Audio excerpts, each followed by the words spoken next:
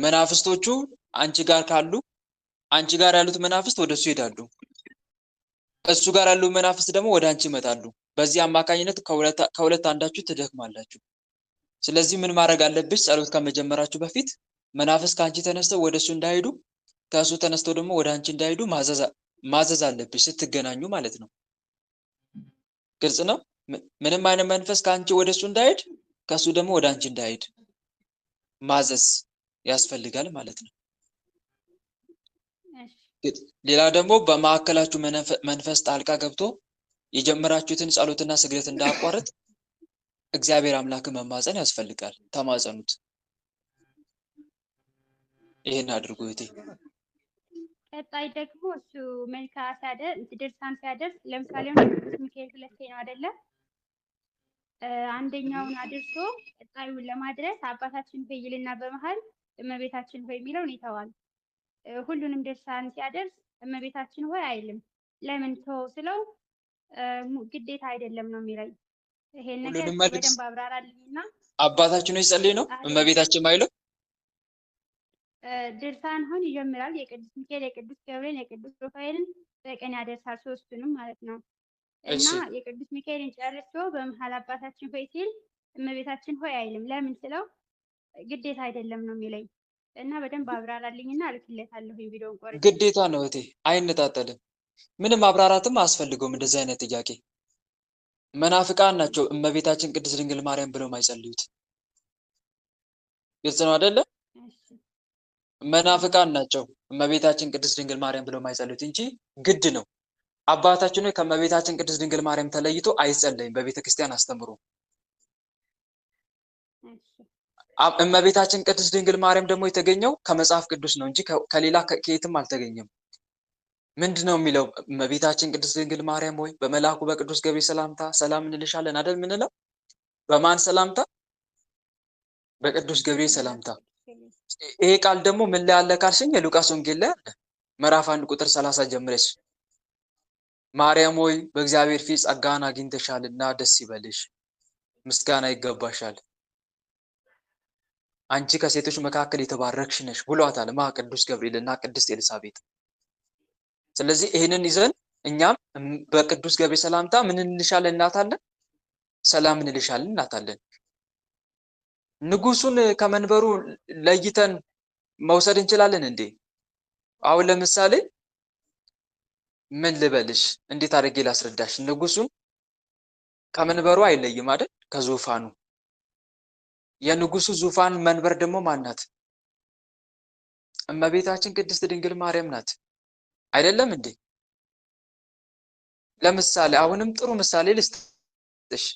ጌታ መድኃኔዓለም በሆሳና ጊዜ ወደ ኢየሩሳሌም ሲገባ አህያ ላይ ተቀምጦ ነበር አይደል? እየሰማሽን ከሆነ አህያዋ ላይ ተቀምጦ ነበር።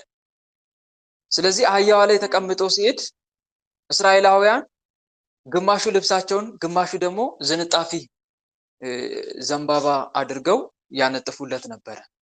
እና ሲያነጥፉ ለአህያዋ አይገባትም ለአንተ ነው የሚገባ ብለው አህያዋ እንዳትረቅ ተከልክላለች እንዴ?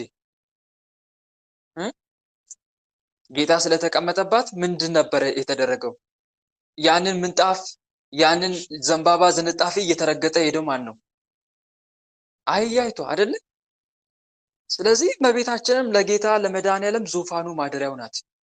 ስለዚህ አምላክን ካመሰገንን በኋላ ከፍጥረታት ሁሉ በላይ ከፈጣሪ በታች እንደመሆኗ እሷንም እናመሰግናታለን። ማመስገን ደግሞ እሷን አመሰግን ማለት ደግሞ አመለክናት ማለት አይደለም። የእሷ ምልጃ ደግሞ እኛን ያስፈልገናል። ወደ ዛፍ ለመድረስ የግድ ዛፉ ጋር የዛፉን ፍሬ ለመብላት የግድ ማን ጋር መጠጋት ያስፈልጋል? ንገረኝ። ዛፉ ጋር መጠጋት ያስፈልጋል? አያስፈልግም? ያስፈልጋል። ፀሐይ ያለ ሰማይ ትወጣለች እንዴ? የግድ ፀሐይን ለማየት ወደ ሰማይ ቀና ማለት ያስፈልጋል? አያስፈልግም?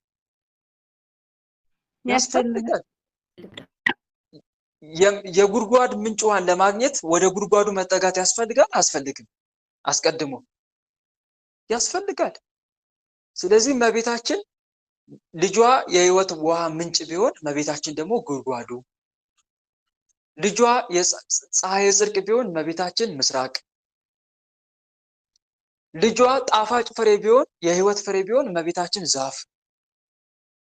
ስለዚህ እኔ ዛፉን አልፈልግም ዛፉ አያስፈልግም ፍሬው ነው እንደማለት እኮ ነው። ወደ ሰማይ ቀና ማለት አያስፈልግም ፀሐዩን እንደማለት ነው። ወደ ጉድጓዱ መጠጋት አያስፈልግም ምንጭዋን እንደማለት እኮ ነው። ስለዚህ ነጥለን አናያትም። ነጥለው የሚጸልዩት ወይም ደግሞ እመቤታችን ቅድስት ድንግል ማርያም እያሉ ማመስገን አያስፈልግም የሚሉት መናፍቃን ናቸው። ስለዚህ ይህ ትክክል አይደለም። እንደዚህ ብለሽ ንገሪው፣ አስረጅው። ግልጽ ነው። ይህን ይመስላል። እሺ፣ አመሰግናለሁ። እሺ፣ ተራ ቁጥር 2 ወለተ ኪዳን የቃል እናቴ፣ ወለተ ኪዳን የቃል እናቴ። ተራ ቁጥር 3 ኤፍታ ወለተ ገሪማ፣ ኤፍታ ወለተ ገሪማ። ተራ ቁጥር 4 ኤፍታ ወለተ ዮሐንስ፣ ኤፍታ ወለተ ዮሐንስ እስከነ ቤተሰቦቿ። አቤት አቤት አቤት። ቀጥይ። እሺ፣ በስመ ስላሴ ስመ አብ ወወልድ ወመንፈስ ቅዱስ አሐዱ አምላክ አሜን።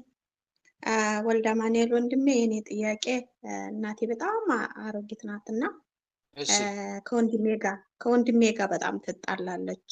ወንድማችን እኛ በሰው ሀገር ነው ተበትነን ያለንና ግማሾቹ ሙተዋል፣ ግማሻችን ደግሞ አለንና በቃ ከቤት ርስት አንድ ወንድሜ ነውና ሀብቱንም መሬቱንም ይዞ እናታችን የተወሰነ ትንሽ ፈቀቅ ያለች ከተማ ናት እና ያለችው አሁን ሁሉን መሬት ማለት ነው ከፍቶ ምኑን ይዞ አልሰጣት አለ።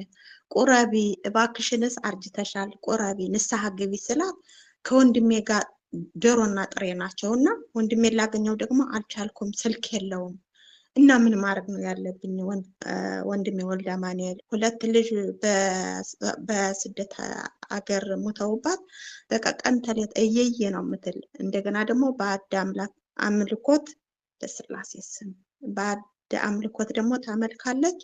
እኔ ከዚህ ፋለማለሁ፣ እሷ ደግሞ ከዛ ጠብቅልኝ ያለች ወደ እኔ ደግሞ ትልክብኛለች እና በጣም አስቸጋሪ ነው ያለሁት እና በጣም አስባለሁ። ይህን ምን ትለኛለህ? ንስሐ አልገባችም። እንዴት ብዬ ነው ንስሐ የምገባ? ቅዱስ ቁርባን እንዴት ነው የምቀበለው ትላለች። እሺ፣ በአድ አምልኮ ታመልካለች። መሬቱን ጠቅልሎ ያዘው ማን ነው?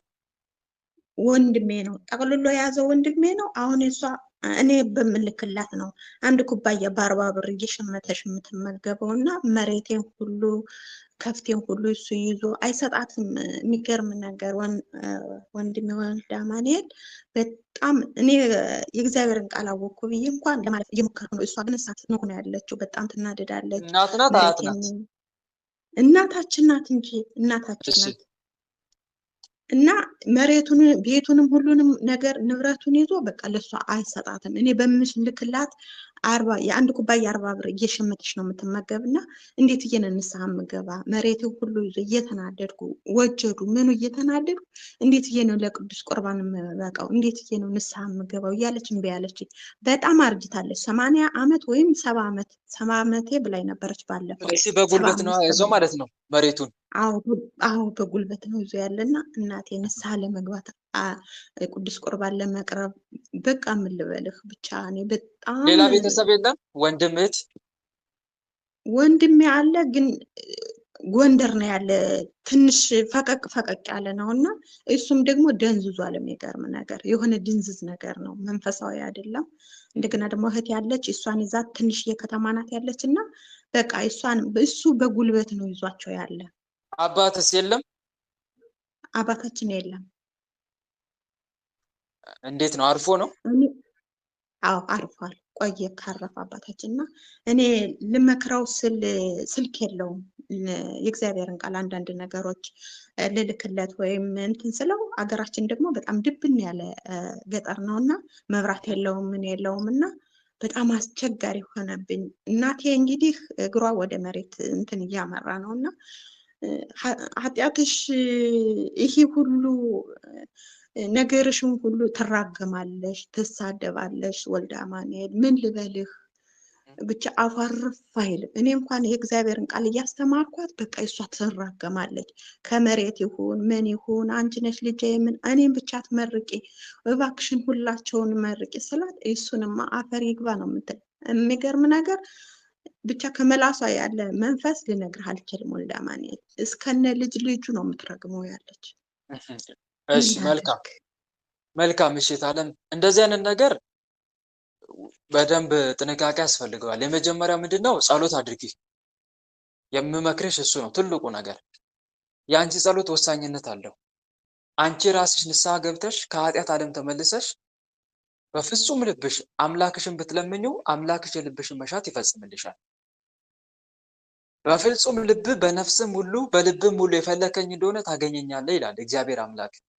ኦሪት ዘዳግም ምዕራፍ 4 ቁጥር 29 ላይ በፍጹም በልብም ሁሉ በነፍስም ሁሉ የፈለከው እንደሆነ ታገኘዋለህ። ትንቢተ ኤርምያስ ምዕራፍ 29 ቁጥር 13 ላይ በፍጹም ልባችሁም ከሻችሁኝ ታገኙኛላችሁ ከእናንተም ዘንድ እገኛለሁ ይላል። ስለዚህ የአንቺ ጸሎት እጅግ በጣም ወሳኝ ነው ለቤተሰቦቹ በሙሉ፣ ለወንድምሽም ለእናትሽም ገንዝዘዋል ላልሻቸው እህቶችሽ ወንድሞችሽም ጭምር ወሳኝነት አለው እና ጸልይላቸው አጥብቀሽ ማለት ነው፣ ብትቺ ሱባኤ ገብተሽ። ሌላው ሲቀጥል ጸሎትሽ ደግሞ የሰመረ እንዲሆን ከምጽዋት ጋር የታገዘ ቢሆን አሪፍ ነው። ከበረከት ስራ ጋር ለእግዚአብሔር መባ ከማስገባት ጋር መባ አስገቢ በስማቸው እንደ አቅምሽ በሚፈቅደው ልክ ዕጣን፣ ዘቢብ፣ ጧፍ፣ ሌሎች ነገሮችንም የተራበው ማብላት፣ የተጠማ ማጠጣት በማሰብ በእነሱ ስም ይሄን አድርጊ። ያኔ ጸሎትሽ ኃይልና ጉልበት ይኖረዋል። የምትማጸኘው የምትጠይቂው ጥያቄ ተፈጻሚነት እንዲኖረው ጉልበት ይኖረዋል። አንድ የምትረጂው ነገር ይሄ ነው ማድረግ ያለብሽ ነገር ማለት ነው። ሁለተኛ ደግሞ ዝክር እናትሽ እንድትዘክር አድርጊያት። ባዕድ አምልኮን ካቆመች መልካም። አቁማለች ባዕድ አምልኮ እና ወላዲተ አምላክን ትዘክራለች፣ ግን እየተሳደበች ነው። መልካም መዘከሯ አሪፍ ነው። በእጇ በራሷ መዘከሯ ስትዘክር ደግሞ ነዳያንን ጠርታ በመብራን ስም እቤቷ አስገብታ እንድትመገባቸው ይህም ብታደርግ መልካም ነው። ሌላው ደግሞ ድርሳን ማን ነው የእመቤታችንን ለምሳሌ ድርሳነ ማርያም አለ አይደል? ገዝተሽላት መጽሐፉ የዕለቱን ድርሳን ተጸልዮ እንትን ብታስባርክ መልካም ነው። ዝክሩን የእመቤታችን ዝክር ስታዘክር በምታዘክርበት ቀን ማለት ነው ቤቷን ማስረጨት በካህን ጸበል ቤቱን ማስረጨት ያስፈልጋል እና ይሄንን ነገር ታደርግ። አንቺም ደግሞ ምንድነው የምታደርጊ? ቅድም እንደነገርኩሽ በጸሎትና የበረከት ስራ ወይም ምጽዋት እየመጸወት ወይም መባ እያስገባሽ አብሮ መጸለይ፣ ጸሎትሽም ማድረስ። ምን እያለች ነው የምትጸልየው? እናቴ ለንስሐ አብቃልኝ፣ ንስሐ እንድትገባ ስጋ ደምን እንድትቀበል አድርግልኝ፣ የወንድሜን የክፋት ልቦናውን ለውጥልኝ፣ ወደ መልካም ነገር በጎ አስተሳሰብ ሀሳብ እንዲኖረው አድርግልኝ እያልሽ ተማጸኝ። እናም ስግደት ዝም ብሎ ጸሎት ብቻ ሳይሆን እያሳሰብሽ የምትፈልጊውን ነገር እያሳሰብሽ ከስግደት ጋር መጠየቅ፣ ባለፈው እንደነገርኳቸው ማለት ነው። ይሄን አድርጊ። ሌላው እናትሽ እኔ እንዴት አድርጌ ንስሐ ልግባ በልጄ ላይ እየተናደርኩኝ ልጄን እየተራገሙ እንደዚህ አይነት ነገር አንደኛ ቅድም እንደነገርኩሽ በሱባኤ እየጠየቅሽ እየሰገርሽ በመጠየቅሽ መፍትሄ ታገኛለሽ። በተጨማሪም ደግሞ እናትሽን ስትመክሪያት ቅዱሳት መጽሐፍትን ስለ ንስሐ የተናገሩ የመጽሐፍ ቅዱስ ቃላቶች አሉ አይደለ? እነሱን እያነሳሽ እያወጣጣሽ ንገሪያት ስትመክሪያት። እንደዚሁም ደግሞ በንስሐ የተቀየሩ ሰዎችንም ታሪክ ንገሪያት። የመጽሐፍ ቅዱስን ቃል እየተጠቀምሽ በንስሐ የተለወጡት ሰዎችንም ጭምር እየተናገርሽ ከመራገም አንጻር የተነሳም የተነገሩ የመጽሐፍ ቅዱስ ቃላቶች አሉ። ማንንም አትርገሙ መርቁ እንጂ አትርገሙ የሚለውን ቃል እያሳሰብሽ ንገሪያት። እናም ደግሞ ወንድምሽ አውቆ እንዳልሆነ ቢያንስ አንቺ ስለ መናፍስት ውጊያ ነክተሻል፣ ተምረሻል። ስለዚህ ወንድምሽ እንዲህ አይነት ስራ እየሰራ ያለው ወዶ እንዳልሆነ አጋንንት ልቡን አክፍተውት እንደሆነ ንገሪያት። በሱ ላይ እንዳትፈርድበት ይልቁንም ለሱ እንድትጸልይለት ንገሪያት። ምክንያቱም ውጊያው ከአጋንንት ጋር ነው እንጂ ከደምና ከስጋ ጋር አይደለም። ቅዱስ ጳውሎስ እንደተናገረው መጋደላችን ከደምና ከስጋ ጋር አይደለም ከአጋንንትና ከዲያብሎስ ጋር እንጂ ይላል። ስለዚህ ማንም ሰው ክፉ የሚሆነው ወዶ እንዳልሆነ ንገሪያት። ወደን አይደለም። እኛ ክርስቶስን መምሰል አለብን። ክርስቶስ እየገረፉት ነበረ። እየገረፉት እየቸነከሩት አባቱ የሚያደርጉትን አቁምና ይቅር በላቸው ብሎ ሲጸልይ ነበረ። ይሄን ያደረገው እኛ እሱን ተመልክተን አራያ እንድንሆነው ነው። ስለዚህ ክርስቶስ ሲቸነክሩት ከታገሰ አንቺ ልጅሽ እንደዚህ አይነት ነገር በአጋንንት ክፋት ልቡ ታውሮ ስላደረገ የሚያደርገውን አቁምና እባክህ ጌታ ሆይ ልጄን ይቅር በለው፣ ልቦናውንም ለውጠ አራራለት፣ ወደ ሰውነቱ እንዲመለስ አድርገው እያለች እንድትማጸንለት ንገሪያት። ዋናው ትልቁ ነገር እሱ ነው። ሌላው ወንድሜ እንዴት ክፋት ሆነ? እሱ የዛር መናፍስት ናቸው። እናት ከዚህ በፊት ስታመልክ ከነበረ አጋንንቱ ከልጆች ጋር አብሮ ይወለድና ልጆች በወላጆቻቸው ላይ እንዲነሱ ያደርጋል። ይህ የታወቀ ነው። ትንቢትም አለው መጽሐፍ ቅዱስ ላይ ማርቆስ ወንጌል ምዕራፍ 13 ቁጥር 12 ላይ ልጆች በወላጆቻቸው ላይ ይነሳሉ ይላል።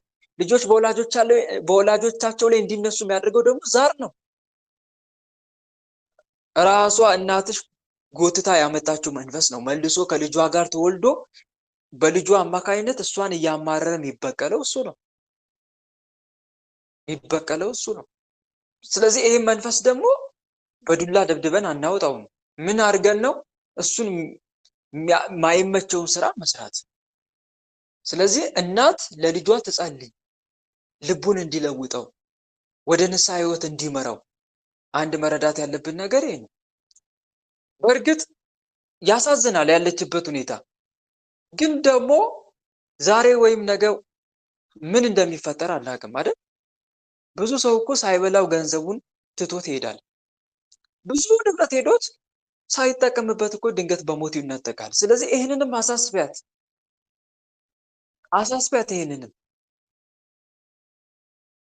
ይህንንም አሳስቢያት። ምክንያቱም ድንገት ነዋ የምንነጠቀው። የምትሞቱባትን ቀን አስቡ። ነፍሳችሁ ከስጋችሁ በተለየች ጊዜ፣ ገንዘባችሁንም ለሌላ በተዋችሁ ጊዜ፣ ወደማታውቁትም ጎዳና በሄዳችሁ ጊዜ የምትመጣባችሁን ቀን አስቧት። የሚቀበሏችሁ አጋንንትም ክፎች ናቸው፣ መልካቸውም ጥፉ ነው፣ በግርማቸውም የሚያስፈሩ ናቸው። ቃላችሁን አይሰሙም፣ ቃላቸውንም አትሰሙም የሚል ቃል አለ። ስለዚህ እናስብ የምንሞትበትን ቀን። ይሄን አሳስቢያት። ወንድምሽ አውቆ እንዳልሆነ አብራ ያኔ ስታመልከው የነበረ ዛር መንፈስ ከልጇ ተነስቶ ከልጇ ጋር አብሮ ተወልዶ መልሶ እሷን እያናደዳት እንደሆነ ንገሪያት። እሷን ወደ መምከር ከመግባትሽ በፊት ደግሞ መድኃኔዓለም ጌታዬ እናቴን ልመክራት ነውና ቃልን አንደበቴ ላይ አድርግ በይው። ምንን አንደበቴ ላይ አድርግ?